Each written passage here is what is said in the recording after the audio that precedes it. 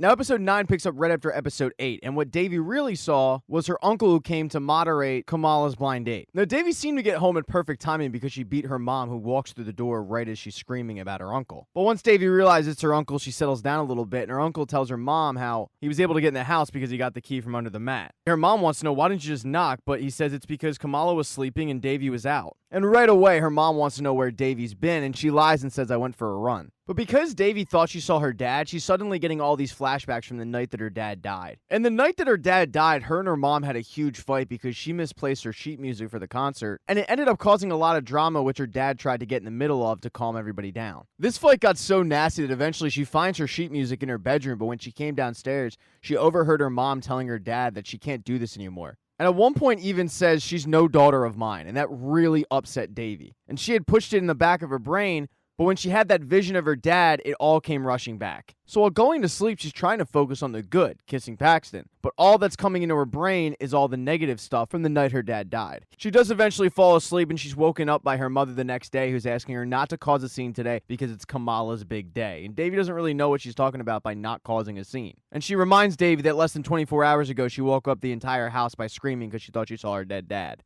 Davy's mom has even gone so far to take Davy's phone away from her. So when Davy sees Kamala on the phone, she gets pretty upset. Kamala's on the phone because Steve is down the street trying to still win her back. But Davy's mom doesn't take Kamala's phone because she says she doesn't need any more stress.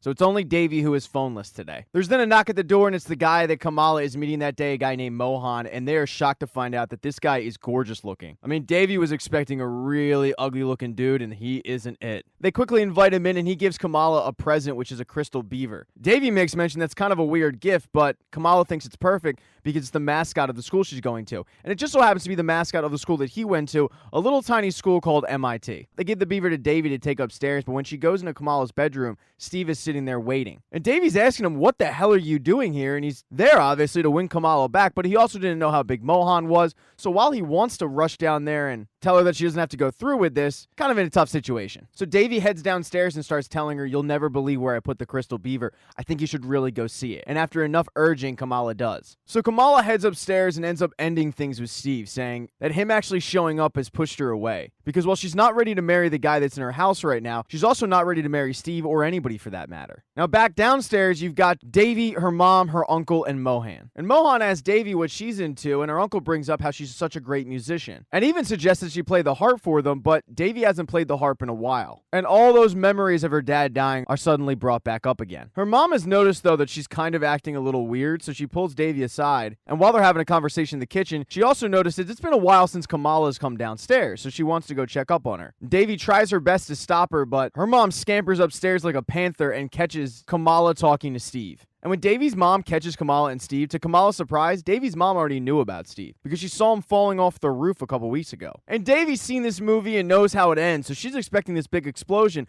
but to her surprise, it doesn't come. When Kamala apologizes, instead of blowing up at her, Davy's mom just says, it's okay, I understand. And this surprises Davy and even pisses her off a bit. Davy's never once heard this from her mom about anything that she did. They then realize, though, that they need to get rid of Steve. And going out the window is not going to be an option. So the best option is to take him out the front door, but that's going to be a little tough with her uncle and Mohan down in the living room. So they put it upon Davy to create a distraction. So Davy heads downstairs and invites her uncle and Mohan to go drink their tea in another room, interrupting an enthralling conversation. And while Mohan's all about it, her uncle not so much. So this forces Davy to say, well, what if I play the harp for you? And then her uncle is all bought in. So she starts tuning her harp up, and she starts getting these memories of when she got her first harp from her dad. And those are all pleasant memories. And next thing you know, she's playing the harp again, and it's a really good feeling. And because of this, they're able to get Steve out of the house. But as he's leaving, Paxton arrives. And he asks Davy's mom if Davy's home. So her mom heads inside and grabs Davy and pulls her out and says, this is great. Boys leaving, boys going. It's like a GameStop in the mall. And he's shown up to return the dress that was in his car. He had to show up because Davy's not answering her text messages because she doesn't have her phone with her. And when her mom sees the dress, she immediately starts going in on Davy, thinking that the two had sex, when in reality they just kissed. And when Paxton brings that up, hey, all we did was kiss, he doesn't realize what he just said, because Davy's mom doesn't want her involved with boys at all. And while she doesn't really mean to do it, she starts insulting Paxton over and over again, saying how a place like Princeton isn't gonna want her if she's raising a little baby because this idiot knocked her up. Davy tries to defend Paxton, saying he's not an idiot, but her mom sarcastically says, I'm sorry, I didn't know he was an honor student and a scholar. And all of these little digs are are starting to eat at Paxton, where he just says, you know what, I'm gonna go. And Davy is really pissed off. She can't figure out how her mom is yelling at her for kissing one boy, but the guy that Kamala is sleeping with just broke into their house,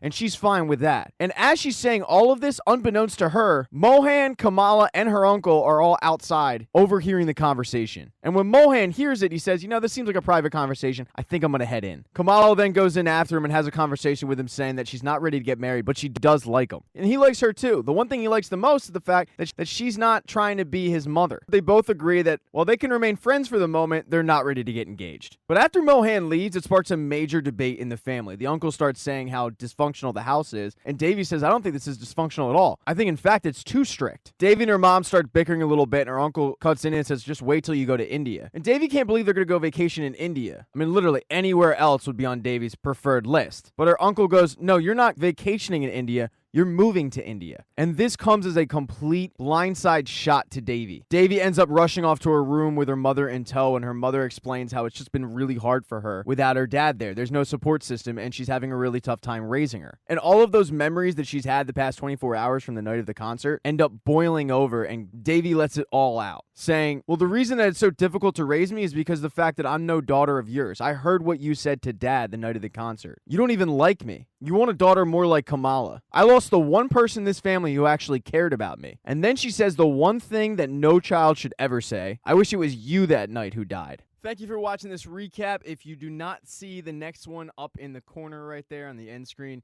don't worry, it'll be up shortly. Please consider following the channel. That'd be cool. If you liked the video, give it a thumbs up. And if you don't, there's a thumbs down button for a reason.